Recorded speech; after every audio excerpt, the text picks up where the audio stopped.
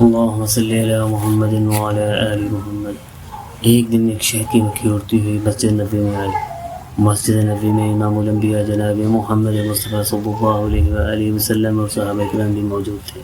مکھی مسجد نبی میں پڑی ہوئی پانی کے برتن پر بیٹھ گئی۔ تب امام الانبیاء جناب محمد مصطفیٰ صلی اللہ علیہ وآلہ وسلم نے مکھی کو دیکھا تو فرمایا مکھی ادھر آنا۔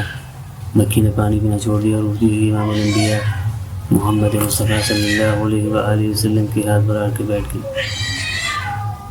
تو امام الانبیاء جناب محمد مصطفیٰ صلی اللہ علیہ وآلہ وسلم نے فرمایا پروردگار اسے زبان دے، اسے بولنے کی اجازت دے۔ شہد کی مکھی بول پڑی اور بول کے کہا السلام والسلام علیک یا رسول اللہ۔ امام الانبیاء نے فرمایا ایک بات تو بتاؤ، تم کھاتی تو کڑوا کڑوا ہو اور نکالتی میٹھا میٹھا ہو، یہ راز کیا ہے؟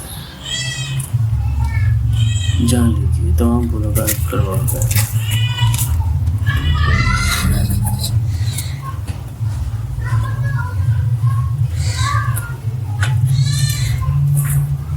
کسی بھی پھول کو لے کر اسے نچوڑیں گے تو اس کا کڑوا ہوگا، چاہے گلاب کا پھول ہو، چمیلی کا ہو یا سرسوں کا ہو، ارگ کڑوا ہوگا۔ تو مکھی نے کہا یا رسول اللہ صلی اللہ علیہ وآلہ وسلم آپ تو ہر بات جانتے ہیں، پھر بھی آپ مجھ سے پوچھتے ہیں تو میں بتاتی ہوں۔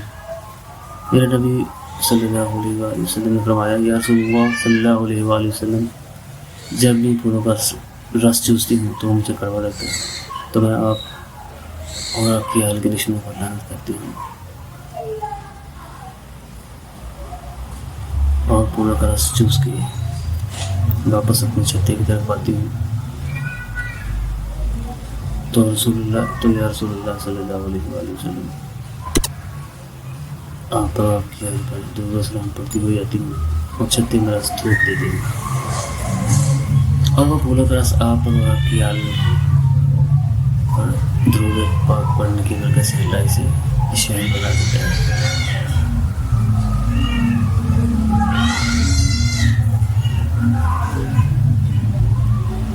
شہد کی مکھی جب چھتے کے پاس پہنچتی ہے تو چھتے کے دروازے پر ایک رانی مکھی موجود ہوتی ہے جسے عربی زبان میں یاسوب النحل کہتے ہیں۔ اس یاسوب النحل مکھی کے ہاتھ میں ایک کینچی ہوتی ہے جو اللہ تعالیٰ نے اسے مکھی کو عطا فرمائی ہوتی ہے۔ اس یاسوب النحل کا کام یہ ہے کہ جو بھی مکھی پھولوں کا رس چوس کے چھتے کے پاس پہنچتی ہے تو یہ یاسوب النحل مکھی سے چیک کرتی ہے کہ اپنا منہ کھول کر دکھاؤ، درود پاک پڑھتی ہوئی آئی ہو تو بے درودی آئی ہو۔